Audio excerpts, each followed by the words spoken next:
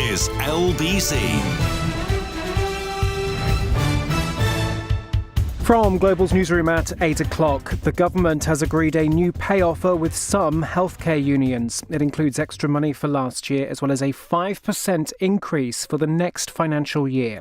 Sarah Gorton's head of health for Unison, one of the unions which says its members should accept this deal.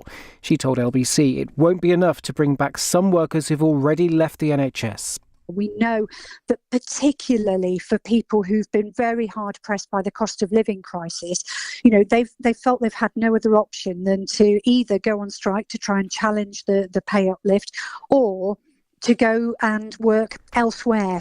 French police have fired tear gas as 7,000 people protested in Paris against the government's plan to raise the retirement age from 62 to 64. President Macron argues the reforms are essential to ensure the pension system does not collapse as life expectancy continues to rise. The US Pentagon says the actions of a Russian jet as it apparently poured petrol over a US drone amounted to reckless behaviour. Washington's been defending its decision to release footage of the incident over the Black Sea. American officials say Russia is trying to find the drone wreckage, but it's unlikely to recover anything useful. The Chancellor's defended his budget, saying it will encourage people back into work. Jeremy Hunt's denied plans to scrap the lifetime pensions allowance will only benefit rich people saving for retirement. And TikTok's been banned from all government devices with immediate effect after a security review raised concerns about how data is used. Ministers can still use it on their personal gadgets, though. Chancellor Jeremy Hunt told LBC he's already removed the app from his phone. I did take TikTok off my phone when I became Chancellor because I just wasn't quite sure how the location tracking function worked. I have seen my kids looking at TikTok and it is very addictive. In the city, the FTSE 100 has closed up 65 points at 74.10. The pound buys $1.20 and €1.16. LBC weather, clear spells for most tonight with some patchy rain in the far southeast. A few scattered showers in the north and west and a low of 1 degree. Rain in the far southeast tomorrow morning, turning drier and brighter later. Scattered heavy showers elsewhere, mainly in the north and the rest. A high of 14 degrees. From Global's newsroom for LBC, I'm Daryl Jackson. This is LBC from Global, leading Britain's conversation with Iain Dale.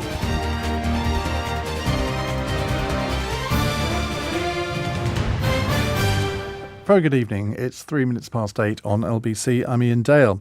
Now, let's talk about the war in Ukraine, because I kind of feel that the war in Ukraine has slightly dropped off the news agenda. I mean, OK, we've had this footage today of this Russian plane, should we say damaging at the very least a US drone. I think the consequences of that might be quite interesting. It's interesting that the Americans don't seem to have gone overboard in their reaction to it.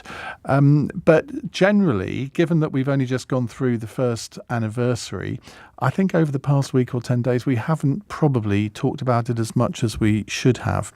Well, I'm joined in the studio by Bill Browder, who many of you will remember came in, I think it was about a year ago, Bill, wasn't it, to talk about your book Freezing Order, which has just come out in paperback.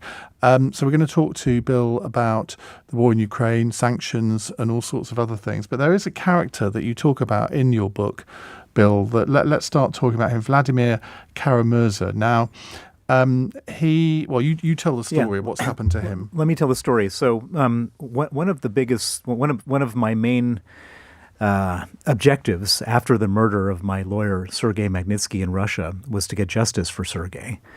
And one of the ways we discovered to get justice was to freeze the assets and ban the visas of killers from Russia and other kleptocrats. And that law became known as the Magnitsky Act. And I went around the world to advocate for that law, and we now have 35 countries, including the UK, the US, Canada, that have that law. And one of the people who helped me get that law passed was a young man named Vladimir Kara-Murza. He was a Russian citizen and a British citizen.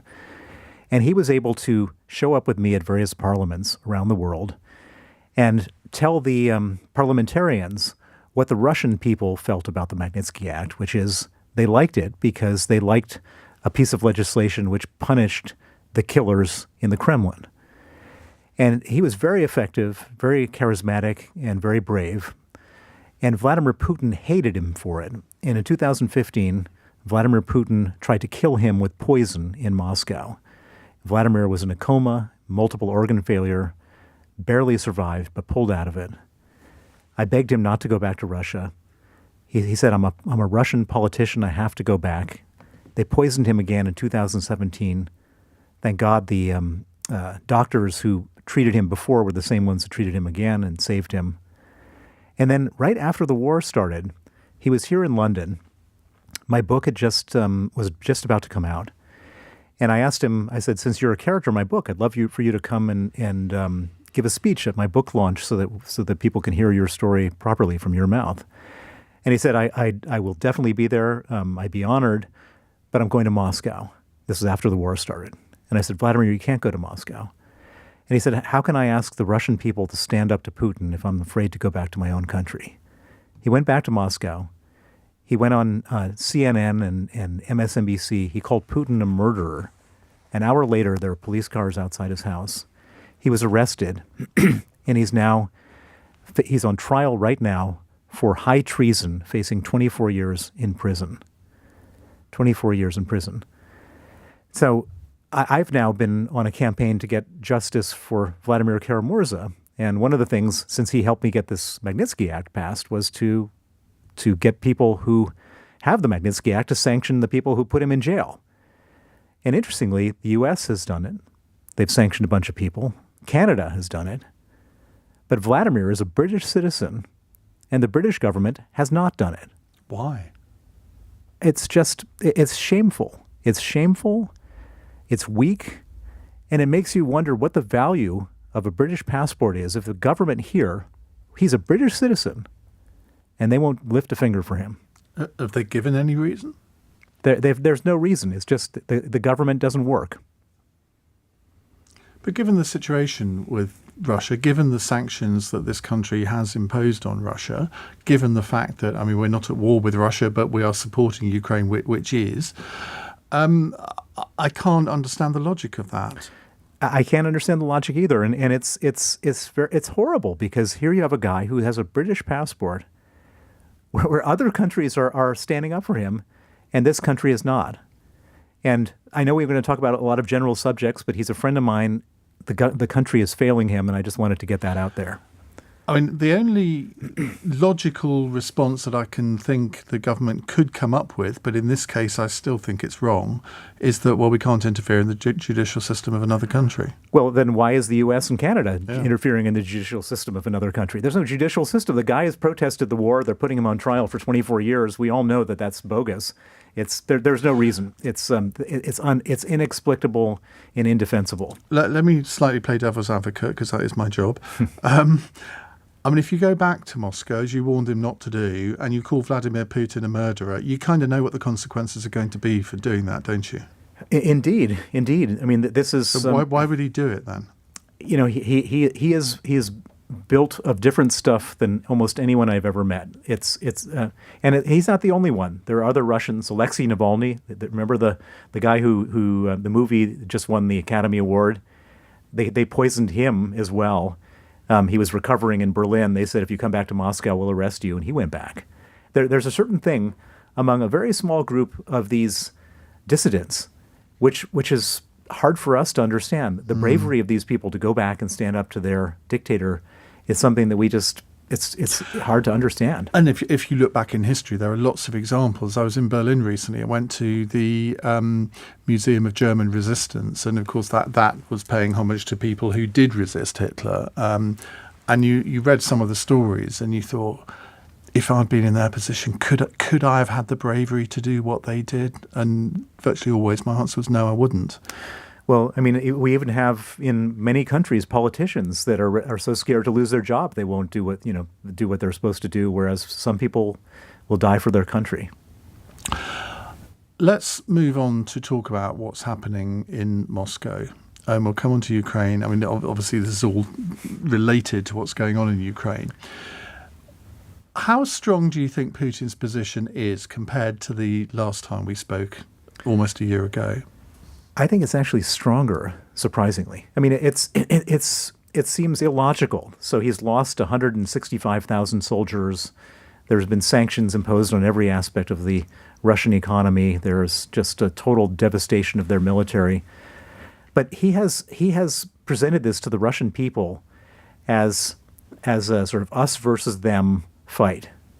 If you listen to their rhetoric, it sounds like Ukraine is invading Russia. It sounds like NATO is invading Russia. It sounds like he's on a righteous mission to defend the honest, decent people of Russia against all these evil sinners, these Nazis, these fascists.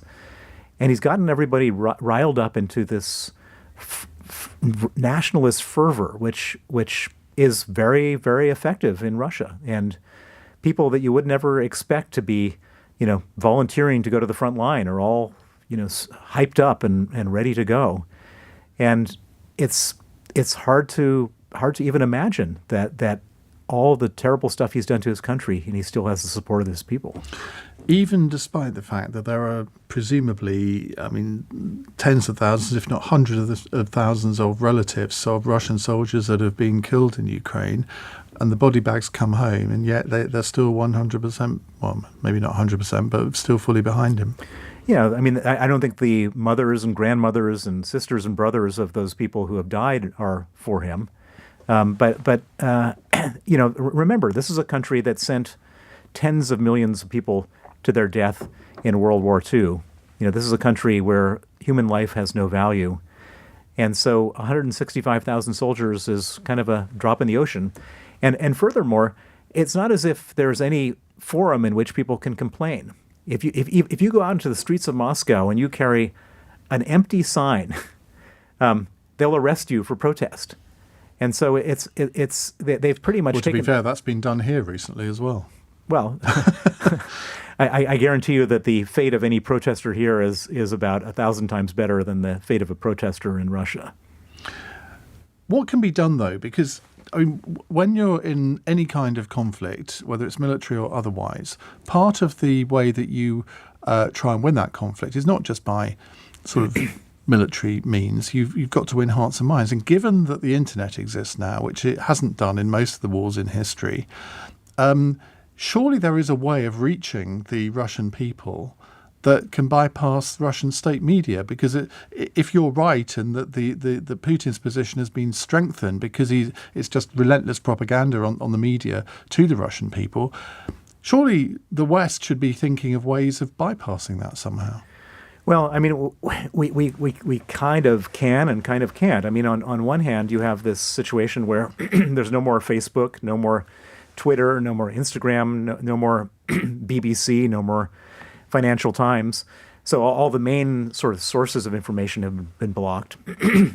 And then you have, kind of there is one very narrow possibility, which is people can buy a VPN, which is a way of bypassing the blockage of the internet. But that's something for the very sophisticated. It's not something for the person living in the provinces who's just watching the TV. And so I don't think we're going to win their hearts and minds as long as Putin is in power. I think that the way that ultimately this changes is if the Ukrainians win the war, if they push Russia out of their territory. If they succeed in doing that, then Putin, he doesn't really have a place anymore. You can't be a strong man and lose.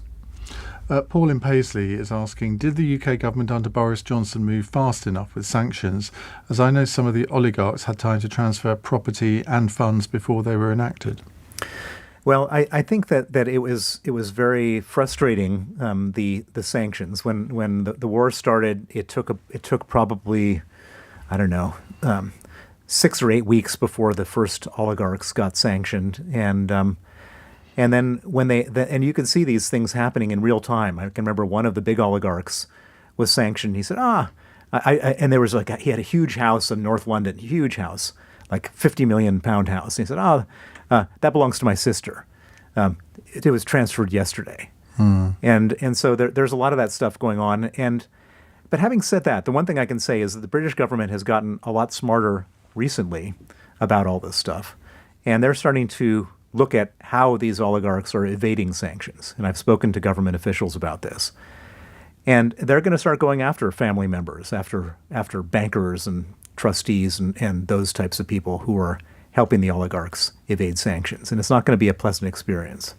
Well, if you have a question for Bill on any aspect of Putin, Moscow, Russia and Ukraine and the war, do give us a call, 0345 6060 973. I should tell you also we are streaming this hour live on Global Play if you want to watch us as well.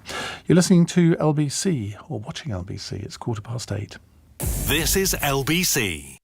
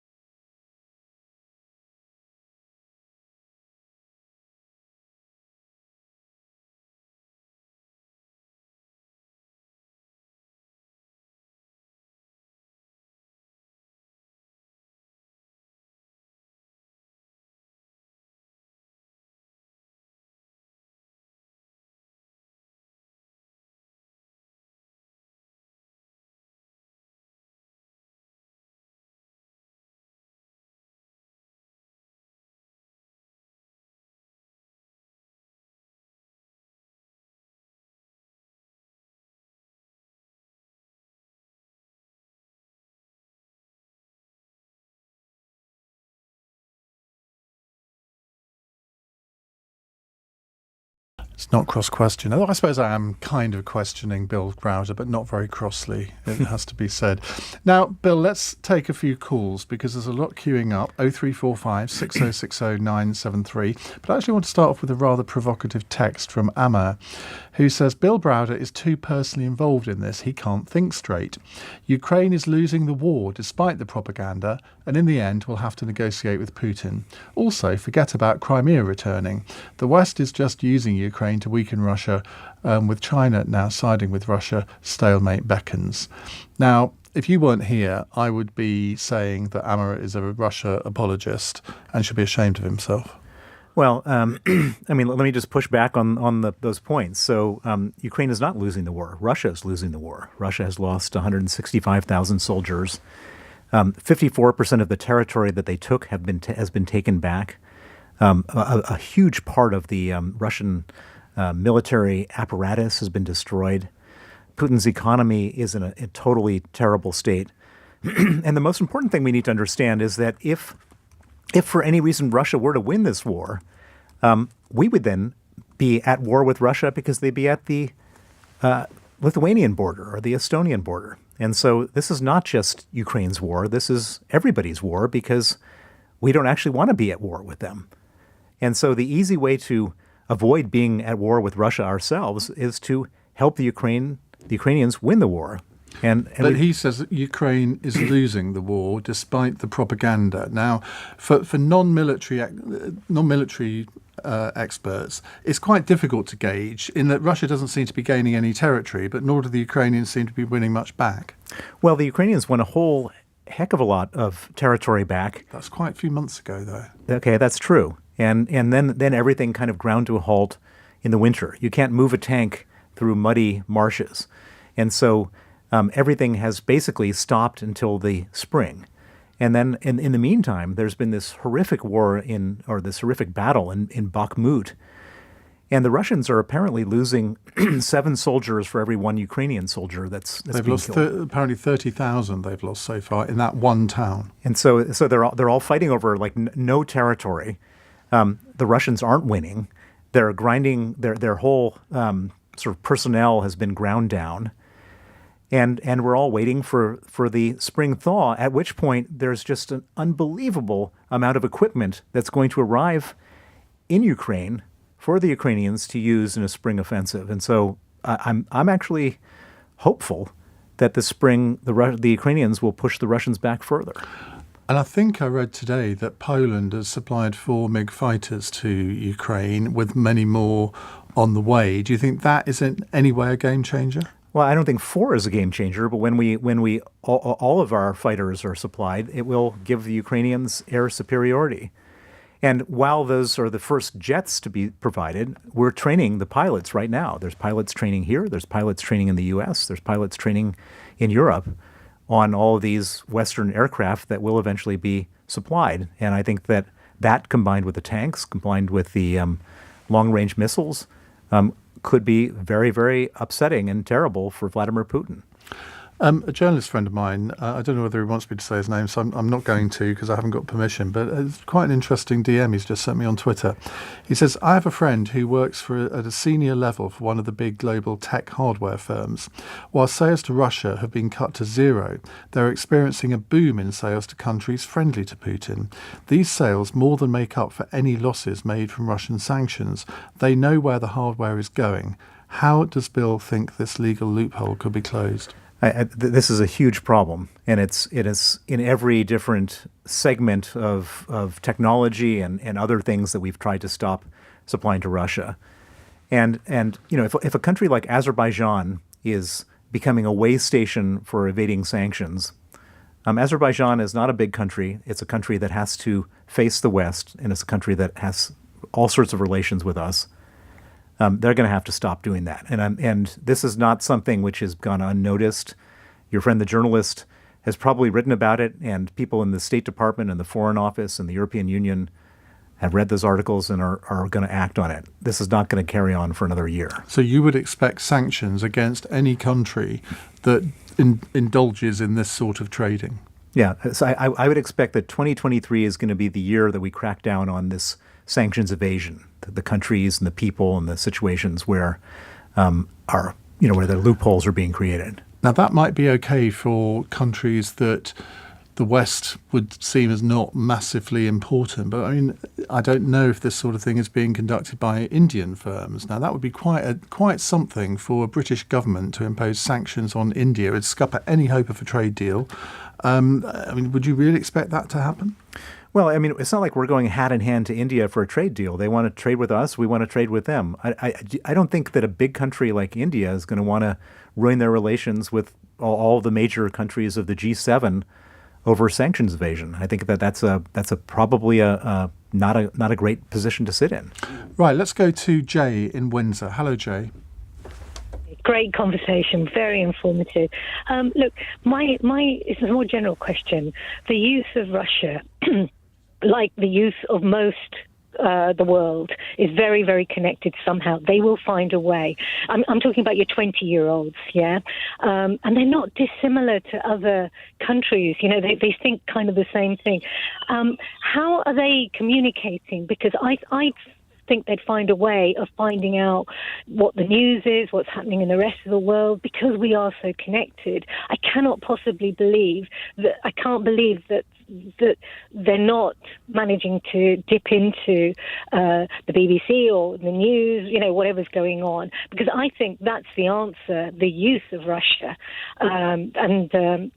Your average person is pretty connected. Even on the Russian television, when you see these interviews, very brave journalists talking to the youth, and I know some of them won't talk, they've all got their phones in their hands. It's an extension of our body part now, in everywhere. So I don't understand how they don't realize what's going on. It's like the Indian, that conversation where the Indian audience laughed when he said Ukraine declared war on Russia, and there was this hilarious. So they're not blind, they're not stupid. These kids are very switched. I'm not calling them kids. Young adults are very, very switched on. How? I don't understand it. I just don't get it.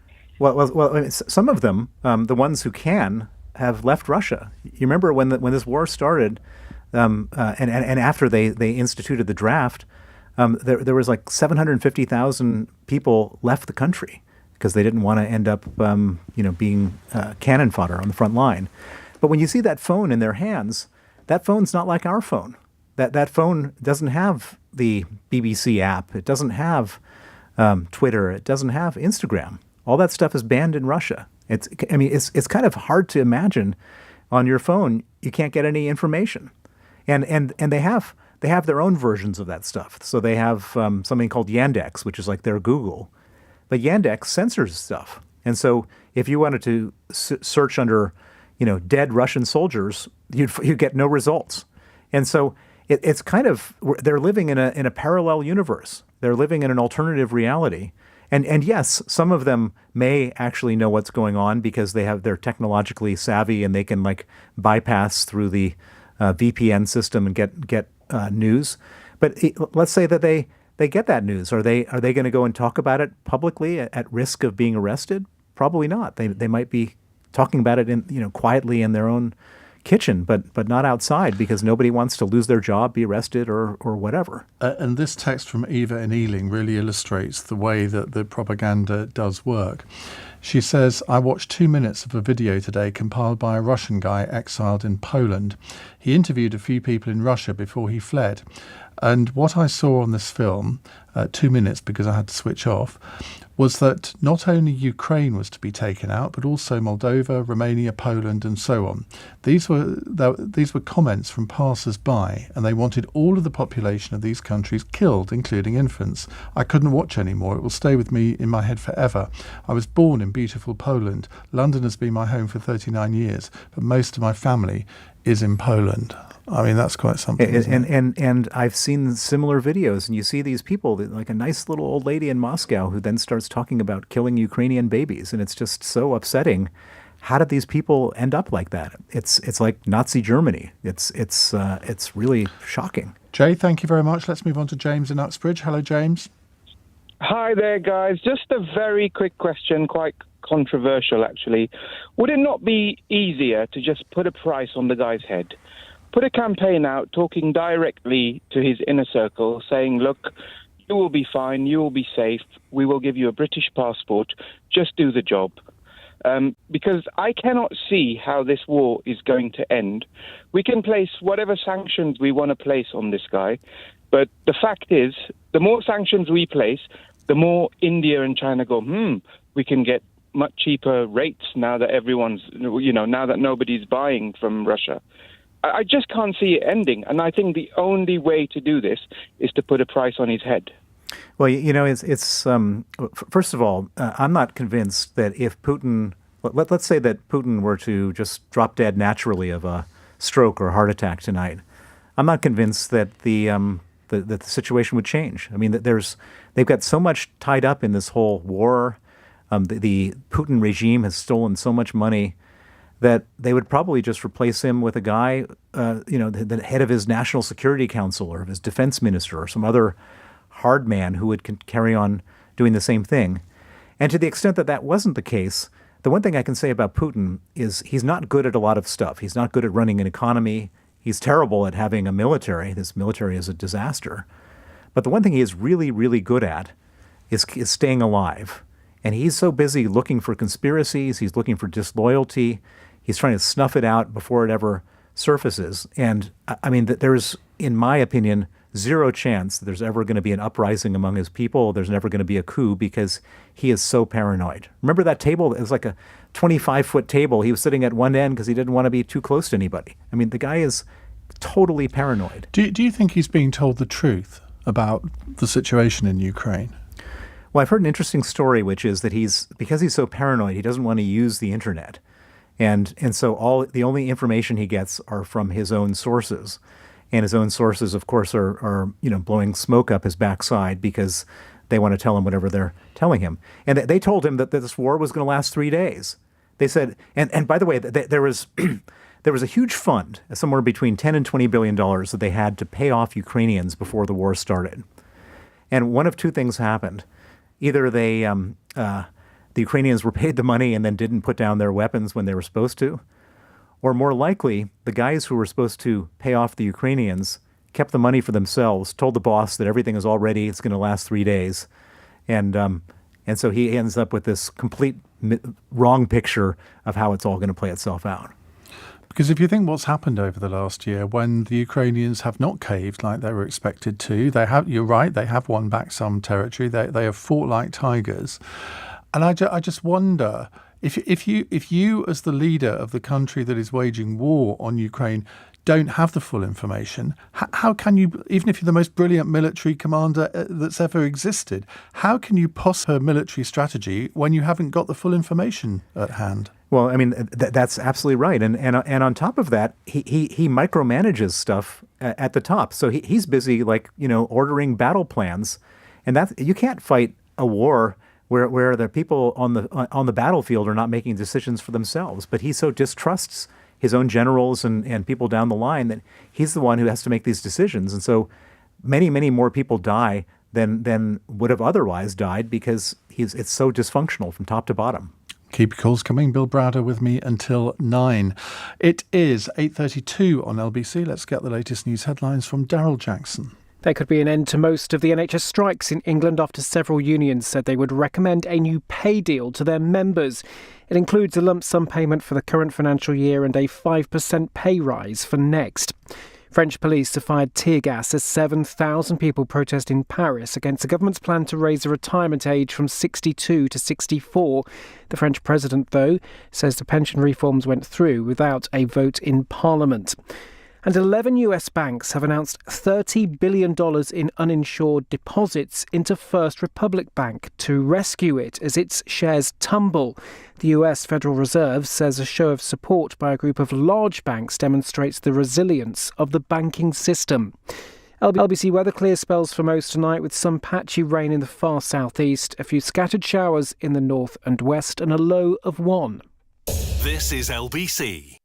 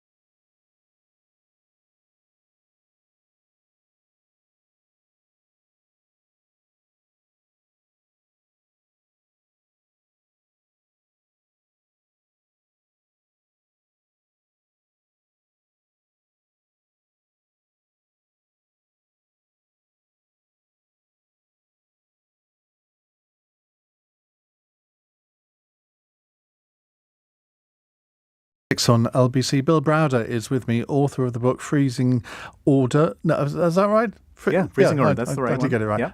And what was your first book called? Because both of these books have been absolute top bestsellers, haven't they? Yeah, the number one New York Times bestseller. Red Notice is the first book. Freezing Order is the second book. Freezing Order just came out in paperback, and it hit number 4 on the Sunday Times list. We're hoping it hits number 1. Absolutely. Right, let's go back to your calls. David is in Luzern in Switzerland. David, hello. Hello, good evening. Good evening, Ian. We already spoke before once, and good evening, Bill. I'm currently working in defense at one of Switzerland's largest defense companies, and also stationed at the largest military airbase. And that is a point of my daily life, the current war between Russia and Ukraine, and also especially because my girlfriend is from Ukraine, even though she grew up with me together in Germany. And I've got a question on your prediction on the geopolitics, especially if the war is going to end. It may take some years, maybe even a decade, who knows. And maybe I think that Russia could be breaking up due to different reasons, either internal or external pressure. And my question is, what are your predictions on the geopolitics following that? Because Russia is currently acting as a mediator between different conflicts at its long border, and also the different autonomous regions will have different interests. Maybe they will become independent countries and so on. I'm really not sure, and I'm just curious on what your stance on that is. Well, my feeling is, as you said in your preamble, I don't think this war is ending anytime soon. I think that Putin can't show any compromise. He can't really negotiate. He's got to keep on escalating. He always has. He's never been a man of moderation. He's always been a man of escalation. He has no reverse gear. He's just going to go forward. And the Ukrainians on their side have no capacity to give up. They've been raped. They've been tortured. They've been murdered. Children have been taken away. Their territory has been taken away. They're not going to negotiate. And so I see this thing grinding on and grinding on. And it really very much depends on us how it ends up. If we can give the Ukrainians the equipment, the military equipment that they need, they can end this war. And they've been asking for a lot of stuff. They've been asking for jets. They've been asking for long-range missiles. They've been asking for more and more artillery. We've been giving them some of the stuff. Just today, the first 4 jets came in from Poland. But there's a lot more stuff we could give them, and we have to give them for them to win this war. And if we don't, this thing could drag on, as you say, for 10 years. And I should point out that this war didn't start on February 24th. It started in 2014 when Putin invaded Crimea. Do you think there is, though, the willingness or the staying power within the West to continue supplying weapons, ammunition, equipment to the extent that they have done so far? Because, we read that in Britain we have virtually no ammunition stocks left because it's all being given to Ukraine. Yeah, it's a crazy amount of weaponry that's being used over there. For example, in 1 month, they use the same amount of bullets and ammunition that America produces in 1 year. So it's a crazy amount of bullets and so on. And my biggest fear is not what we can produce. I think we can ramp up production, and I think there's all sorts of storage facilities and so on. My biggest fear is the United States. You have the Republican Party. You've got an election coming up. Tucker Carlson on Fox News, he did a little survey where he went out and asked each candidate whether they support Ukraine. And the 2 leading candidates, Donald Trump, who we know doesn't support Ukraine, and then Ron DeSantis. Ron DeSantis is the governor of Florida, who is the sort of number 1 front runner. He gave a shocking answer. He said, this is a territorial dispute, not an invasion, a territorial dispute in which the U.S. has no vital national security interest. And that scares me in a way that nothing else has scared me, because if you look at the numbers, the United States supplies about 60% of everything that Ukraine gets. And if for some reason one of these people is elected who says, I'm not going to do it anymore, Putin could win by default. All he has to do is last until Ron DeSantis becomes president. And that's a really scary thought. It's deeply ironic, isn't it, when traditionally in this country we would have thought of the Republicans as the sort of more tough ones on military issues rather than Democrats, but it's no longer the case. They were the total hawks. They were the Cold War hawks. They were the people you could always count on to stand up firm to the Soviet Union, to Russia, etc. And now you've got these weird pro-Putin people in the Republican Party, and it's not a party that many people could recognize as being the Republican Party. A text here from Richard, and you see, this is the things that I just don't understand. It says, Iain, were the Russians not right in attacking the US drone? You think, where does a question like that even come from? Well, this may be Ivan from St. Petersburg and not Richard from wherever. I mean, it's why? Oh, it's an Alexa message. Yeah. Well, that says everything. I mean, I just don't understand the mentality of a person that can even ask that, because the drone was, as I understand it, in international airspace. The fact that it was American is immaterial. If it's in international airspace, there was presumably no reason for a Russian plane to attack it. And yet the automatic assumption is that the Americans are the bad ones here. Well, I mean, the Americans weren't firing anything from that drone. This was an information gathering drone. And the fact that Russia, the videos of that whole story were quite extraordinary. There was this Russian warplane that started dumping gas on this drone, and you can see the pictures. I mean, it's like, it wasn't. I mean, the Russian plane attacked the American drone. Thank God there was nobody in the drone, because if somebody had died, that could have been a pretty bad thing. David, thank you very much. Let's go to Carol in Epping Forest. Hello, Carol. Oh, hi, yeah. I just wanted to say Bill is a hero of mine from everything that I've heard about him and read about him. My husband got a book, got you to dedicate your book to me when you were at the National Liberal Club. So I'm just, just wanted to say thank you, for everything that you do, because you seem to be the only person that's actually doing that. And if you read the book, it's just mind-blowing what you've actually come across, and you can't believe it really. But the other thing I wanted to ask you was, I was really kind of pleased to see that Navalny won the Oscar for his documentary just a couple of days ago, and that ended up, him saying, if he died, then that was, not to be too upset, because that really means that they can't beat us. We're too strong, and that's what they have to do. And so it means that we're really that strong. But I just wonder, do you think that, who is there that can follow on from Putin, other than these people that are complete maniacs that are currently surrounding him? So is there a kind of a moral person? Is there somebody that's going to actually, take them on to a proper future, which they currently just are heading completely down? Well, it's a super important question, which is there a sort of a decent future for Russia? And I wouldn't put a high probability on it, but if Ukraine defeats Russia, and the troops are pulled back, and Putin is seen to be a loser, the Russian people may one day say, we don't want you, and we don't want anything to do with you or all your people who've stolen all this money and done all this terrible stuff. And I have this fantasy of watching these oligarchs and Russian officials jumping on their private jets and flying to Saudi Arabia or Belarus or wherever they think they can be safe. And then I have this fantasy of 500,000 people storming the Kremlin, and then a bunch of other people going to the jail where Alexei Navalny is being held, and breaking down the gates and pulling him out on their shoulders, and he becomes the next leader of Russia. I mean, I view Alexei Navalny and my friend Vladimir Karamurza, who I told you about at the beginning of the show, who's also in jail, and there's another one named Ilya Yashin. These are all very brave people, and they kind of remind me of Nelson Mandela and the rest of the African National Congress, who are all sitting in Robben Island during apartheid South Africa, and then one day their time came.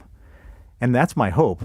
I don't put a high probability on it, but that's where Russia could go in the right direction with some decent people, some Democrats, some people who believe in free speech, who are not totalitarians. And so it's not hopeless, but at the moment it doesn't look very good. Carol, great question. Thank you very much indeed. We'll come to more of your calls in just a few moments' time. It's 8:46. LBC.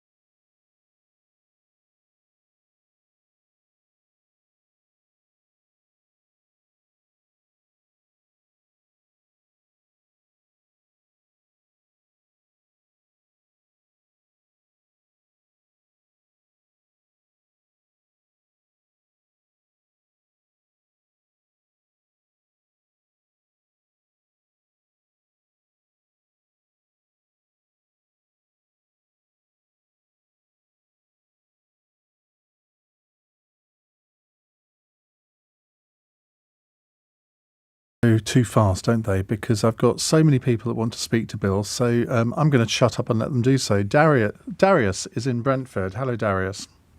Good evening. I'll be very quick. Yevgeny Prigozhin and Wagner Group.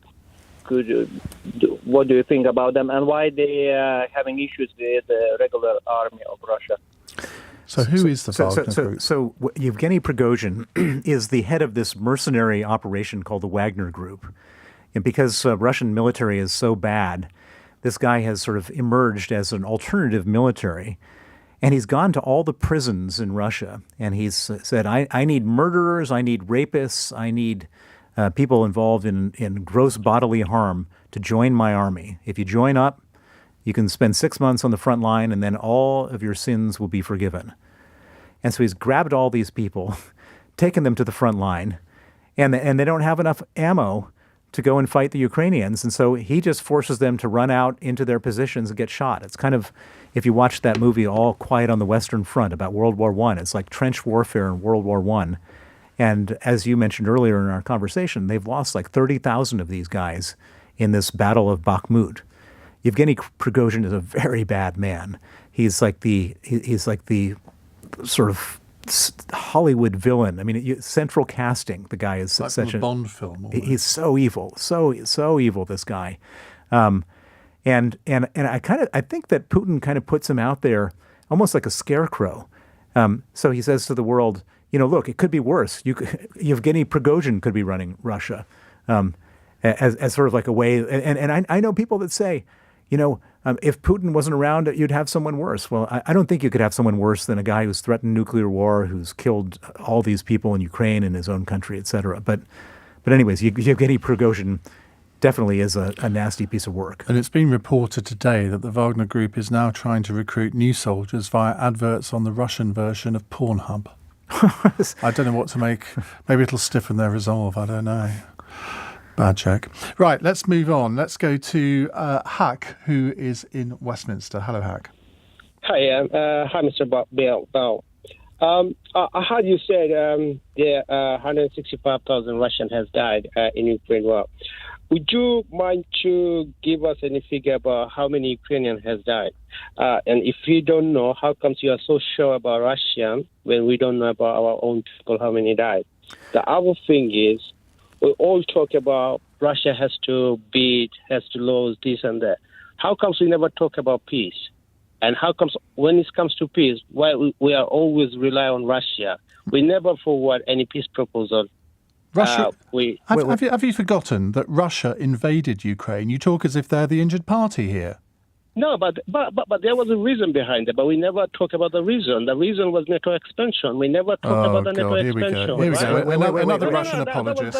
Another Russian apologist. It's okay. Let me talk to the thing is. So why hang on. You asked a question. You asked a question. Let Bill respond to it. So you're talking about NATO expansion as the reason for this.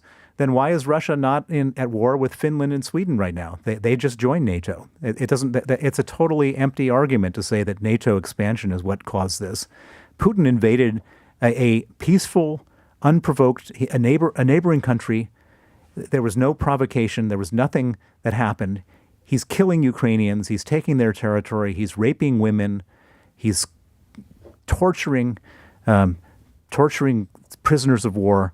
There's no two sides to this argument. This is a one-sided argument. Putin is evil. The Ukrainians are victims. That is the story. What about the initial question about the number of Ukrainians that have died? Well, I think that there's a lot of Ukrainians that have died. I've seen these videos of these these military cemeteries, and they go on forever. I think it's a tragic, horrible thing.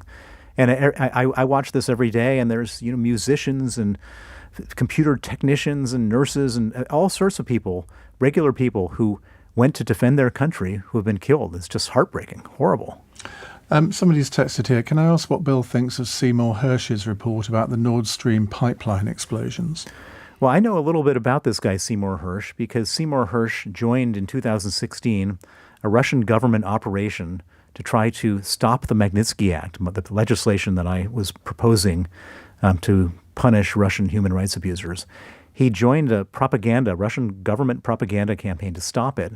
And he introduced a Russian government propaganda movie in Washington saying that all the stuff that I was saying about Putin was wrong and that Putin is a good guy, et cetera, et cetera. And so Seymour Hersh, he might have been a great journalist one time when he exposed the My Lai massacre, but he's gotten crazy and sort of bent in later years, and he's been fully discredited recently. And this nonsense about that the United States blew up the Nord Stream pipeline, I don't agree with at all. Well, Mehdi Hassan, who's was here in that seat last week, presenter on MSNBC, I asked him about that as well, and he said he didn't think it was his finest hour. Let's put it that way. Let's go to Robert in East Grinstead. Hello, Robert. Hello, good evening. Thanks for taking my call. Hi. I was going to ask, I haven't been to the Ukraine. The nearest I got to that region was Moldova and Romania in about 96, and I found very, very lovely countries. I enjoyed myself there, thought very nice people. My question is, I think a lot of people noticed the spelling of Kiev changing after February 22, 2022. It's an easy one to remember. Everyone noticed the spelling changing. Does Bill have concerns about that being a strong indication of bias in reporting in the West? Well, I mean, we call Turkey now Turkey, or however, there's some new spelling of Turkey. You call this Leningrad, St. Petersburg. I mean, how we describe these countries, these cities, based on their their cultural history and their preferences, I don't think is really. I don't think there's anything wrong with that. And are you sure that we started calling Kiev? Absolutely. There were discussions about it on the BBC, pointing out the change and why it's changed. And I mean, the point to make is we didn't start calling Moscow Moskva, did we? Well, I think that it's still called Moscow. I mean, I don't know. Moskva is the Russian pronunciation. That's true, but I've heard of Kiev being called Kyiv a lot earlier than February 24th last year. Right. So I mean, I guess I've got to go listen to that BBC show, but. I don't think that changes anything for what it's worth. Okay, Robert, thank you. Bertus is in Wimbledon. Hi, Bertus. What would you like to say? Hi, Rob. I think we've spoken before, but there's something that's starting to bug me a bit. I'm a South African, white South African. I grew up during apartheid. I didn't see South Africa compete at the Olympic Games for 20 years, whole of my youth. I didn't see us play international cricket. Occasional rugby games, never any football. That wasn't fun, but it did place an immense amount of pressure on the apartheid government. And maybe not the driving factor, but it was one of the big factors that brought about the changes in South Africa, coupled with a number of other things as well, economic sanctions, etc. At the outset of the Russian invasion, there was quite a big move to exclude Russians from international sport and Belarusians. But that seems to be waning now. I mean, I'm phoning in from Wimbledon, and it's shocking to think that the ban that Wimbledon had last year, they're now freely talking about lifting that ban. You've got Russian and Belarusian tennis players freely playing, competing, mocking Ukrainian players in international tennis tournaments, and there's now talk about having Russian athletes at the Olympic Games. What can we do to stop this? I mean, I've got to leave it there, Bill. Bertus, because we are nearing the end of the hour. Bill. Well, I agree with you 1,000%. You're absolutely right that there should be no Russian or Belarusian athletes competing, nor should they be allowed to compete under a neutral flag. This is the cost of being a part of a country that's conducting a murderous genocidal war. It's completely correct. And you're right, and thank you for bringing up the history of how apartheid ended. It ended because we didn't allow it. We condemned it across the globe. We stopped the athletes, and we stopped trading, and that was what pushed it back and pushed it over the edge. And that's what we have to do here with Russia in terms of sanctions and in terms of culture, in terms of athletes, etc. Bill, it's been a pleasure as always. Thank you very much indeed. And if you want to help Bill push his book up the bestseller charts, hasn't got far to go, it is called Freezing Order, a true story of Russian money laundering, murder and surviving Vladimir Putin's wrath. Thank you very much for coming in. Now, in the next hour, we're going to talk about something which was brought up on Cross Question last night about trophy hunting. I was rather surprised that two of my panellists actually agreed that it should continue. Well, there's a bill going through Parliament tomorrow, backed by the government. It's a private member's bill, but backed by the government, which would ban trophy hunting, the deliberate shooting of big game in southern Africa. But it could be derailed by recalcitrant Tories like Christopher Chope, who doesn't like any private member's bill at all. Is there any defence that anyone can put up for trophy hunting? Now, countries in southern Africa actually do put up a defence. They say it leads to better conservation. We'll debate that over the course of the next hour.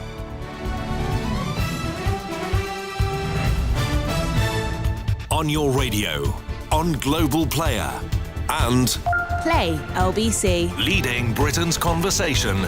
This is LBC. From Global's newsroom at 9 o'clock, there could be an end to most of the NHS strikes in England after several unions said they would recommend a new pay deal to their members. It includes a lump sum payment for the current financial year and a 5% pay rise for next. Wes Streeting is Labour's Shadow Health Secretary. He's told LBC it didn't need to take this long. We could have been in this position before Christmas when the unions offered to suspend strike action just to negotiate on pay. And I think the government made a serious